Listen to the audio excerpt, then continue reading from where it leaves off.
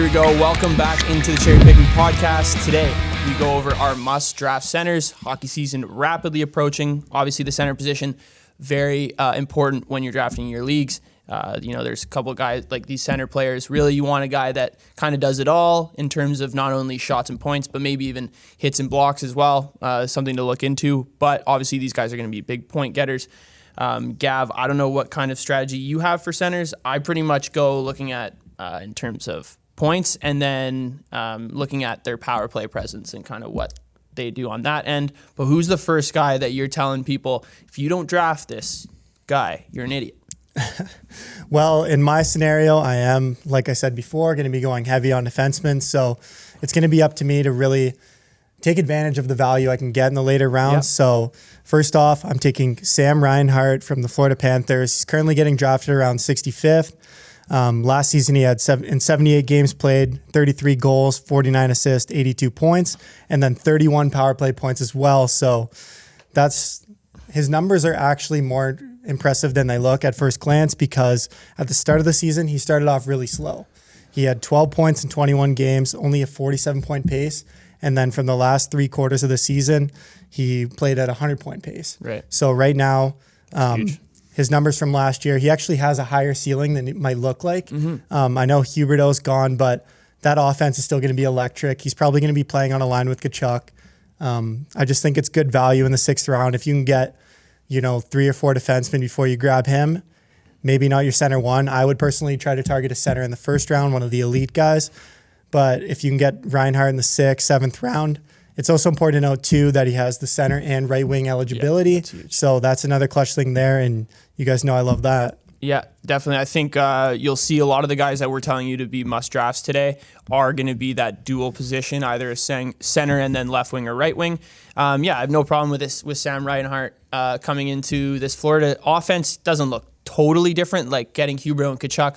Maybe it's a little bit of a downgrade in some aspects of the ice, but yeah. Tkachuk's still an electric player, and I think Reinhart is right on the bubble of having one of those really big seasons. Yeah. So I could definitely see that. Yeah, and he actually didn't even play that much with Huberdeau last year, and then he played on 70% of Florida's 5-on-4 time. That's huge. So he's still going to be a huge power play presence. Yes, he did get most of his points there last year, but that's okay because they're a top power play in the league.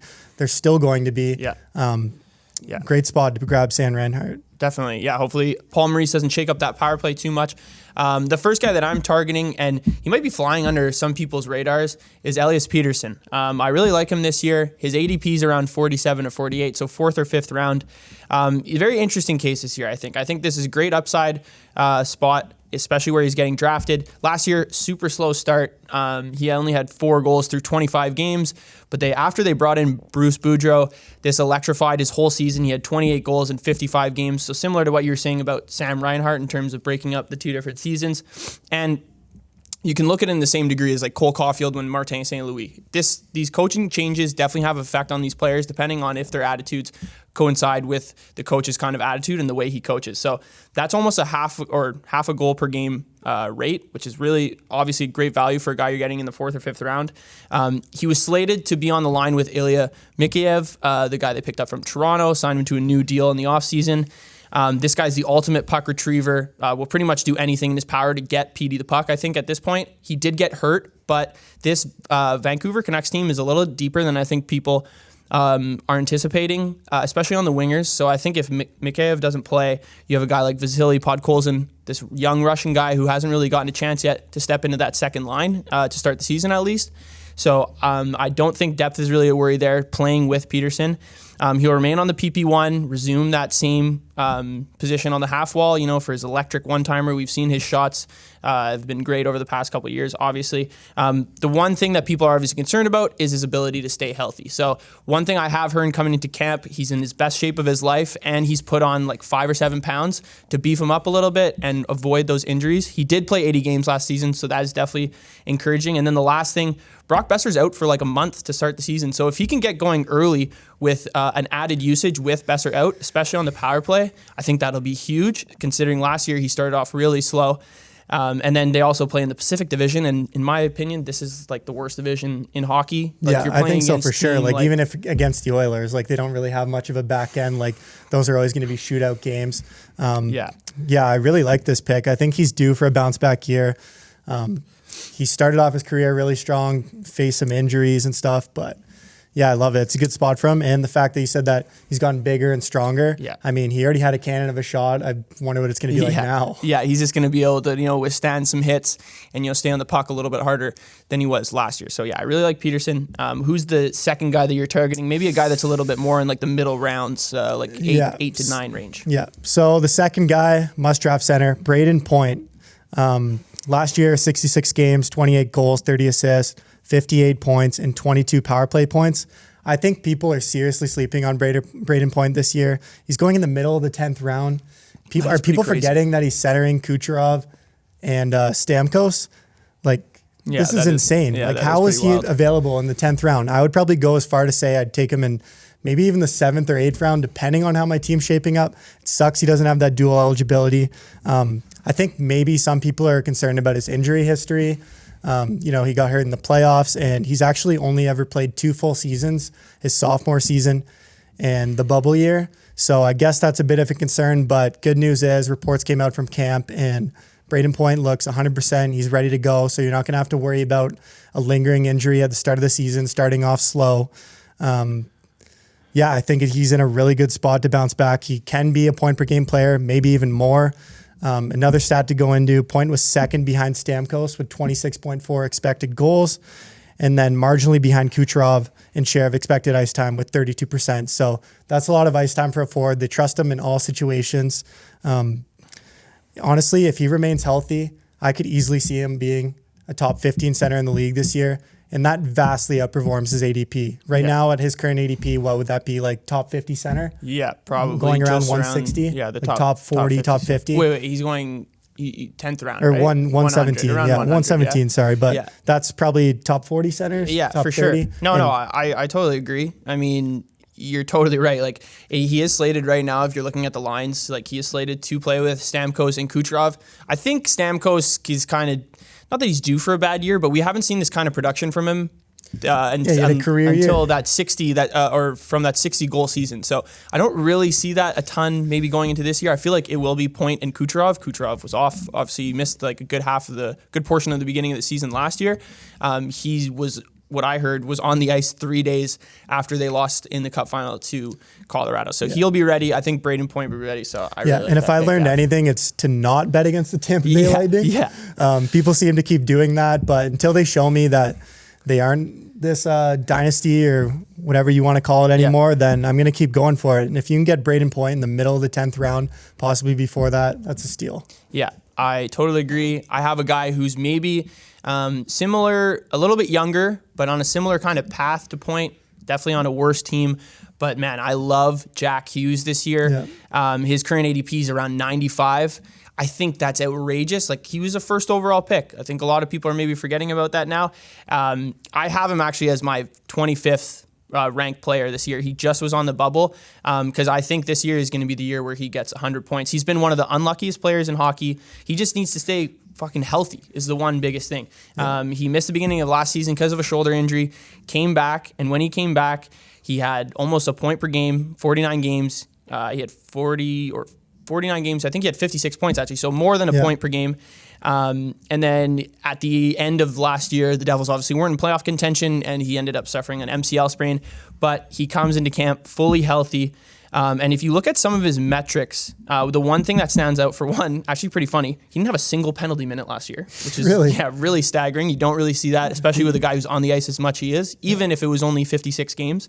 But the one thing, he had 165 shots in 49 games played with a 16% shooting percentage. So that means he's scoring on 16% of his shots. That's about 3.4 shots per game. But if you put that over 82 games, that's almost, that 165 turns in about 275. If he keeps up at that same rate, that's like right in Leon Draisaitl, Johnny Gaudreau range, guys who did score 40 goals last year and higher. With a 16% shooting percentage on 275 shots, that's 44 goals. So even if his shooting percentage goes down a little bit, which we have seen in the past, he still has a little bit of wiggle room for that 40 goal threshold. So I think there's no reason why you can't expect him to have 40 goals and at least maybe 90 points. He just has to stay healthy, like I said. He did average 3.5 points per game or per 60 minutes last season, which is ahead of Duchesne, Pasternak, and Gabriel Landeskog, just to name a few guys. And the last reason why this guy got my seal of approval, I love what they're saying about him and this new line that he's on going into camp.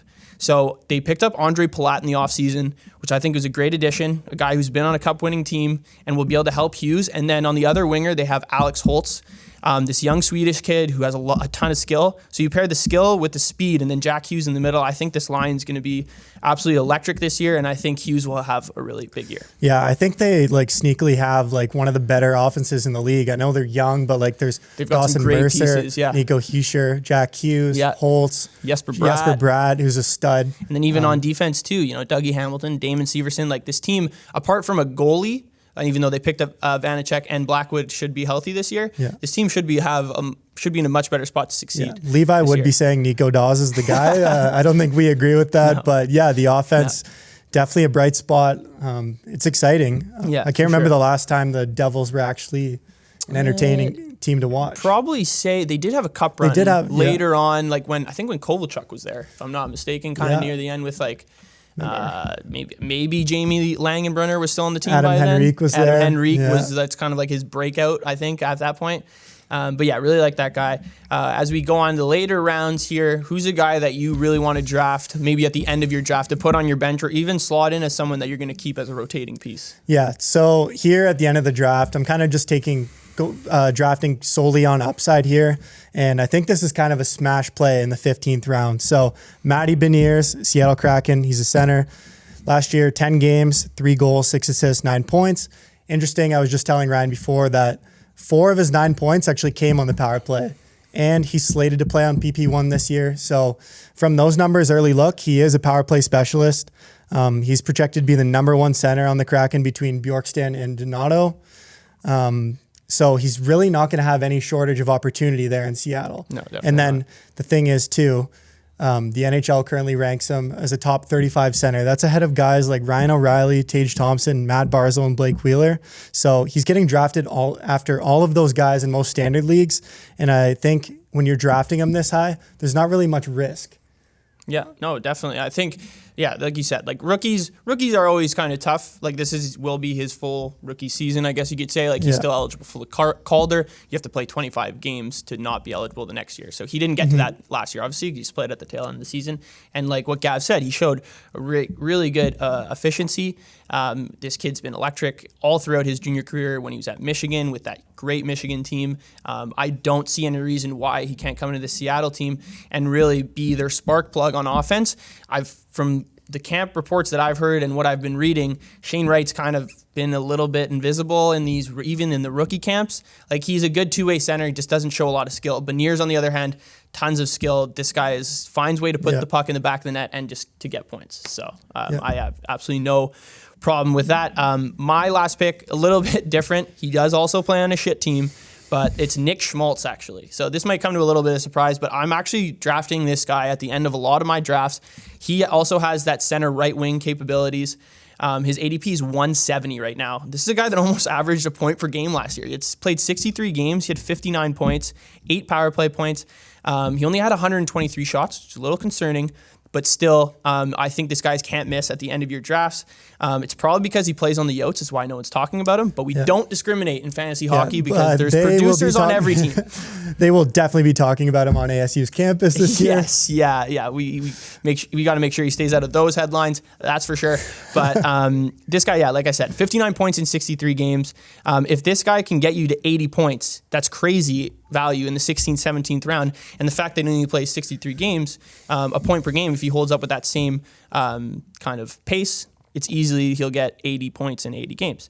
And like everyone knows, there's obviously not a ton of players hurting his usage on this team. He plays on a first line with Clayton Keller.